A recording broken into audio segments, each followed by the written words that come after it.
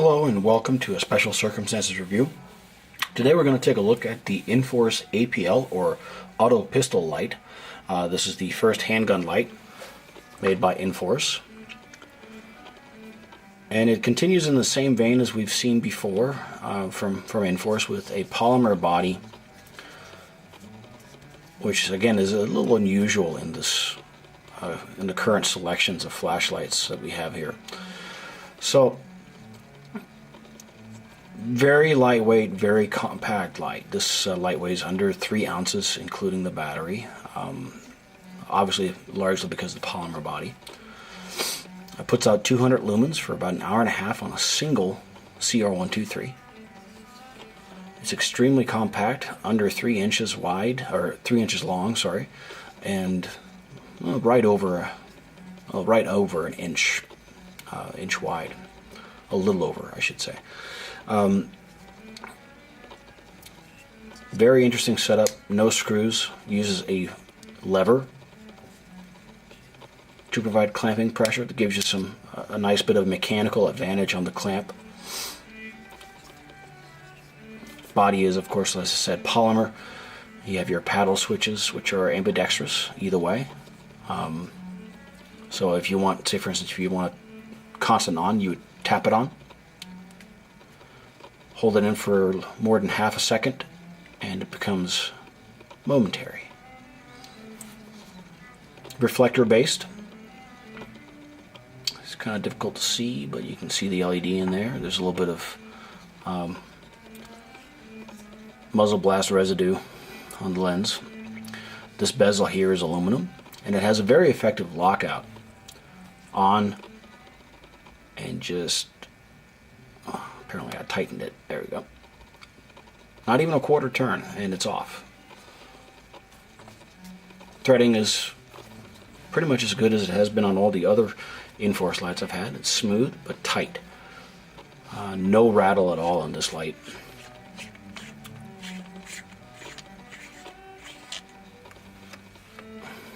You got here a plunger. That's your contact right there. This, of course, is how it interfaces with the rest of the body. This whole section here is actually aluminum. Got your O-ring, standard threading, not square cut. These are well made though. And you can see your positive contact in here. So, like all the INFORCE lights, the batteries load in the quote-unquote wrong way. Something to be mindful of when you're putting the battery in. And as I said, it uses a standard CR123. The attachment is polymer as well. You have this rail interface bar here. Comes with 2 different ones. You basically undo these 2 screws here. Whole section comes off. So you have one that's a universal and one that's for a 1913 Picatinny rail. And this light will fit on most guns, most firearms, with the exception of the Beretta PX4 Storm and the HK USP. Really handy little light. I'm going to show what it looks like and how it attaches to the firearm. I have here bog standard XD, well, not so standard anymore, but weapon is clear, just for the safety Nazis. Well, there we go. Now, see? Nothing in it. Weapon's clear. Alright? So, very easy attachment. Open up the clamp, line it up with the bar, with the slot that you want to use. Obviously, in this case, I have a limited selection, and then just flip the lever back down. Barely extends past the barrel on this 4-inch barreled handgun. Doesn't really interfere with the trigger guard, so access there is excellent. No issues running this light with gloves at all either because of the nice wide interface. There's a little bit of back and forth here, not much. Really that's going to vary some depending on the firearm. Some might be a completely solid, no moving back and forth. It just depends on the tolerances on the rail and also how much wear you have on your rail. So Not anything that really concerns me. The attachment is really solid. I mean, I can quite literally shake the gun by the light and not have any issues, which is, for me, that's pretty good. So as you can see also here, I mean, it is basically not wider than the gun. That's, I think, a really nice feature. Extremely compact. I might even be able to use this for appendix carry inside the waistband, because it's so compact. It really does not add any thickness to the gun itself, which might make it feasible for that kind of carry. And even for a regular inside the waistband, this would be one of the few weapons I'd honestly feel good about carrying that way. I like the location of the switching. The switching is extremely intuitive. You can even, with a proper two-handed grip here, thumbs forward, all I have to do is dip my thumb down and I can activate the light. Very straightforward. And of course I can also reach with my trigger finger if I'm shooting one-handed.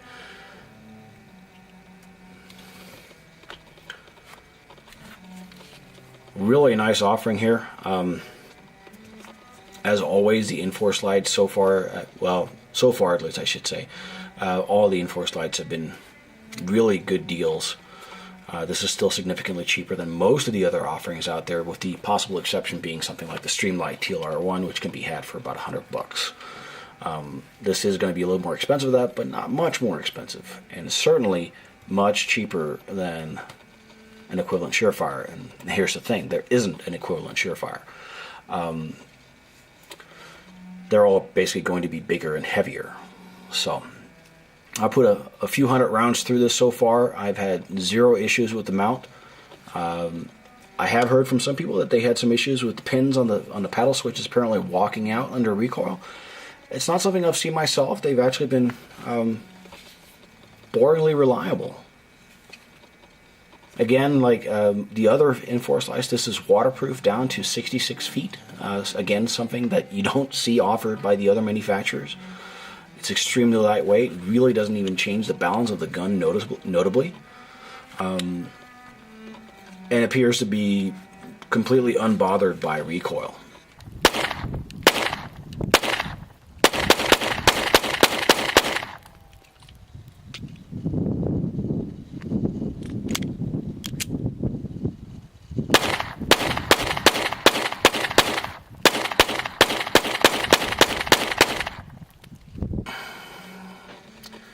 Fit and finish on this is really good as always. I mean, you can see obviously some mold lines, but they're smooth. Nothing sticks out, nothing to snag. Extremely well designed. Just like the INFORCE WML, I'm very impressed with the quality and the design on this, and I think they're really pushing the envelope. Some people might think that, okay, 200 lumens, that's not enough, I want a 500 lumen light. Well, for realistic handgun ranges, you don't need anything more than, well, heck, you could even do fine with just 100 to 150 lumens and not have any issues. 200 is actually a really good middle point. Much higher than 200 I would not personally want. It tends to get problematic when you start putting really powerful lights on handguns, especially if you're say for instance in a house or court over white walls. You blip that light even once and your night vision is just going to be destroyed. It's going to be bad for the person on the other end too, but it's going to be pretty uncomfortable for you as well, especially if you're unfortunate enough to pan the beam across a mirror or something like that. 200 is more than adequate. I've also tried mounting this on my AR, and it worked extremely well. Actually, I really like the fact that my front sight post basically fits in quite neatly right there, and it takes up just no space whatsoever. I still prefer to keep the WML on my AR. That one has been just an exceptional light, but this would be a very suitable option for that as well. So you can run this at the 12 o'clock on an AR and have no issues. So really nice option. Oh, and glass lens, by the way. which is also nice to see. So I would definitely recommend to give this one a look. For the money and the features that you get out of it, the fact this is made in the U.S., designed and made in the U.S. by an American company, that's also a nice touch. So I'd certainly recommend checking out the INFORCE lights. I've been extremely happy with them so far. So give them a shot and see what you think. Thanks for watching. Have a great day.